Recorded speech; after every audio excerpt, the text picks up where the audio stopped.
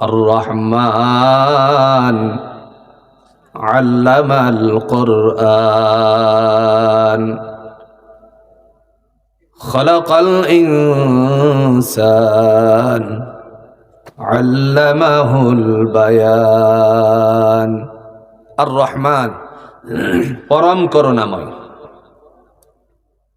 জোরে বলেন কে? আল্লাহ। আল্লামাল কোরআন, যিনি কোরআনের জ্ঞান দান করেছেন। কিসের জ্ঞান দান করেছেন? কোরআনের। খলাকাল ইনসান, যিনি মানুষকে সৃষ্টি করেছেন। আল্লামাহুল বায়ান, যিনি বর্ণনা শিক্ষা দিয়েছেন। তাহলে আমরা কথা পেলাম চারটা।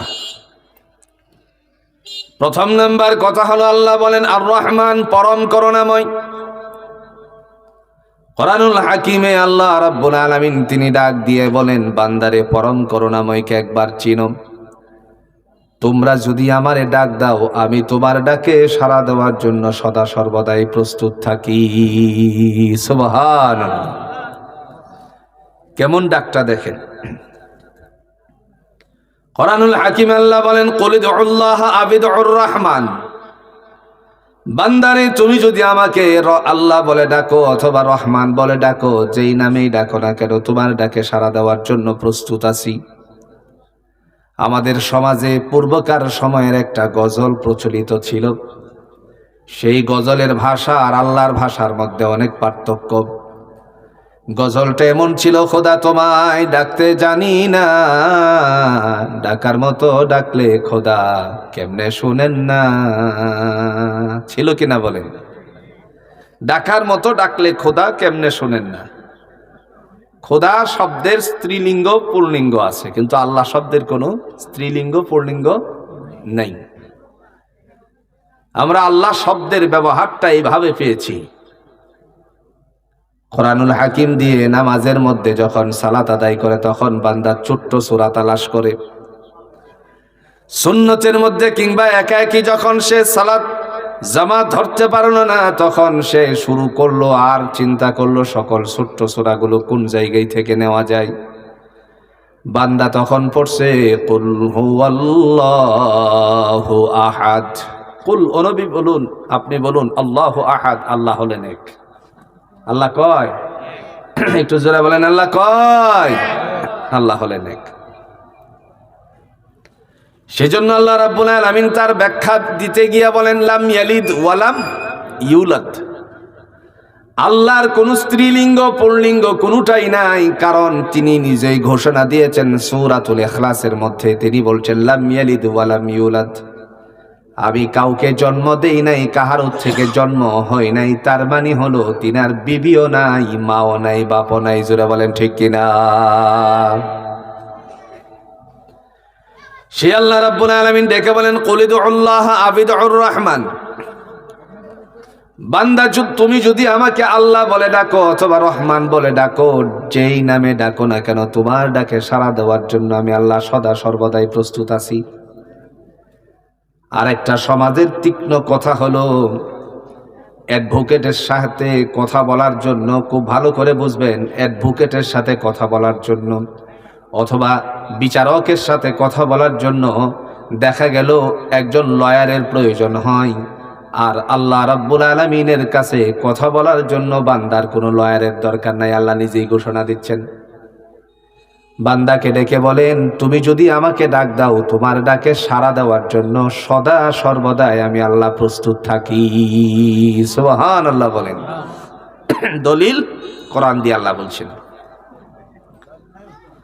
وَإِذَا سَأَلَكَ عِبَادِي عَنِّي فَإِنِّي قَرِيبٌ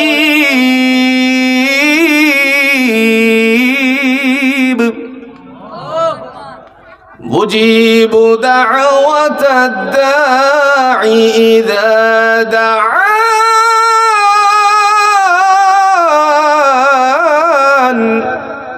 إلى آخر الآية।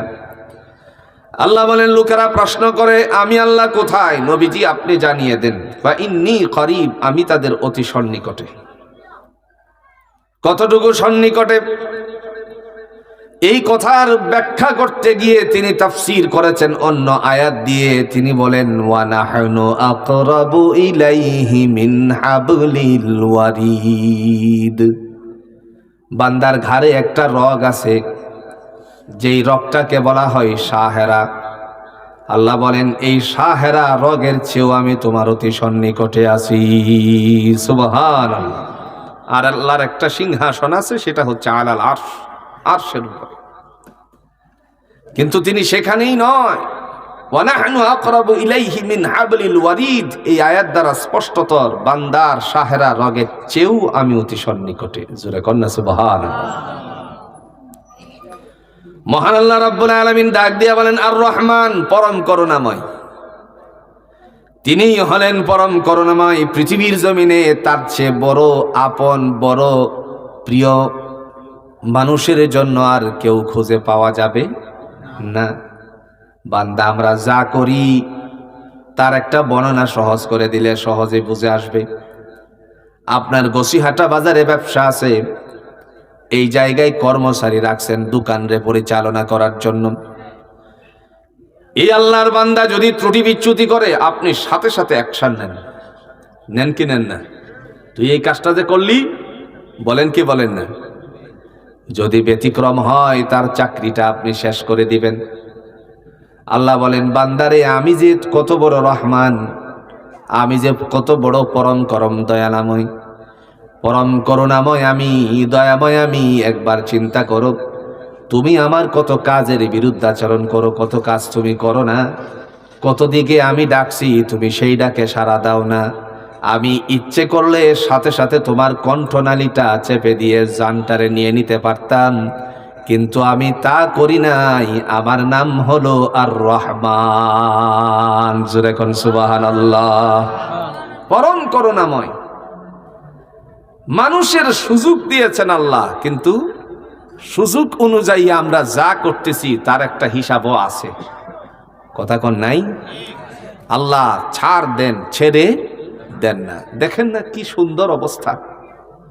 যেদিন সকাল হওয়া মাত্রই গাজার মুসলমানদেরকে নিষ্পেষিত করে দেওয়া হবে, রাতের বেলায় আল্লাহ আর বরদাস্ত করলেন না। সেই ক্যালিফোর্নিয়ামের লস অ্যাঞ্জেলেসে এমন আগুন জ্বালিয়ে দিছে, গাজার মুসলমানেরা নিজেদের বাড়ি ছেড়ে মাঠে হতাশাগ্রস্ত জীবন যাপন করেছে। আল্লাহ বলেন আমি আসি, শেষ হয়নি। ক্ষমতা কার? জোরে কন্যা, ক্ষমতা কার? দলিল আছে? দলিল দেন আল্লাহ। তাবারাকাল্লাযী বিয়াদিহিল মুলকু ওয়া হুয়া আলা কুল্লি শাইইন কাদির।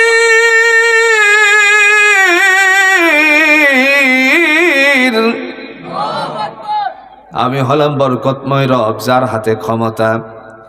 ইন্নাল্লাহা আলা কুল্লি শাইইন কাদির, সমস্ত বস্তুর উপরে জুড়ে বলুন তো ক্ষমতা কার? যারা ঘর হারা ছিল, বাড়ি হারা ছিল, সন্তান হারা ছিল, মাঠে, খোলা মাঠে, আকাশের নিচে, আল্লাহ বলেন এখন তোমাদের অবস্থাটা কি? তারা নিজেরাও এখন 70 তলা বিল্ডিং এর মালিক ছিল। চিন্তা করছেন একবার? টাওয়ার। এখন তার আর সেটা নাই। দামি দামি ফার্নিচার ছিল, সেগুলো জ্বলে ছারখার হয়ে গেল। সন্তান 5 জনের মধ্যে 2 জনরে খুঁজে পাওয়া যাচ্ছে না, আরেকজন পুরে ছাই হয়ে গেল। এখনো তারা খোলা মাঠের মধ্যে কার্টুনের মধ্যে কিছু কাপড় নিয়ে যেন জীবনযাপন করতে আছে। তার মানে আল্লাহ ছাড় দেন, ছেড়ে দেন না। জুড়ে কোন চাই ক্ষমতা এই জন্য কার হাতে? খবরদার, হামসে কই ডাঙ্গরিনিস্ট, আমার চেয়ে বড় কেউ নাই, এই কথা বলার কোনো সুযোগ নাই।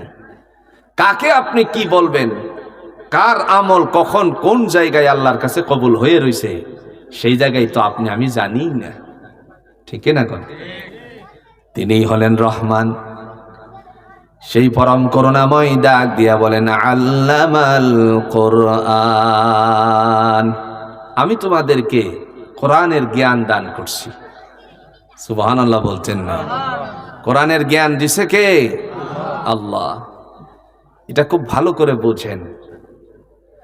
দয়াময় তিনি ডাক দিয়া বলেন, বান্দারে আমি তোমাদেরকে কোরআনের জ্ঞান দান করছি, কিন্তু আমরা তো কোরআনের জ্ঞান নেই না।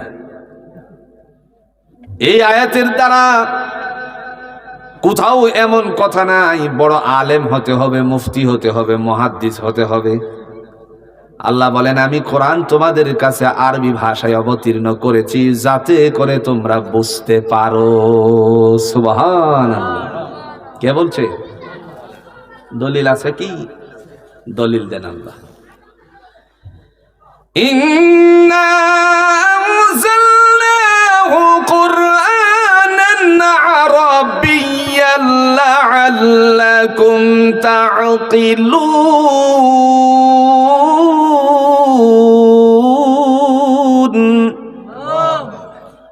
আল্লাহ বলেন নিঃসন্দেহে আমি কোরআনকে আরবি ভাষায় অবতীর্ণ করেছি যাতে করে তোমরা বুঝতে পারো। তার মানে স্পষ্ট হয়ে গেল কোরআন আল্লাহ অবতীর্ণ করেছেন বোঝার জন্য, কিন্তু আমরা হতাশাগ্রস্ত, আমরা হলো হতভাগা, কোরআনটারে শুধু পড়ে যাচ্ছি, বোঝার একবার চিন্তাও করি না। ঠিক কিনা বলেন? কোরআন পড়ে যাচ্ছি, আল্লাহ তো বলছেন লাআল্লাকুম তা'কিলুন, যাতে করে তোমরা বুঝতে পারো, কিন্তু আমরা তো বুঝি না। যদি আমরা বুঝতাম তাহলে একটু আয়াতের আংশিক বলি তাইলে বুঝবেন।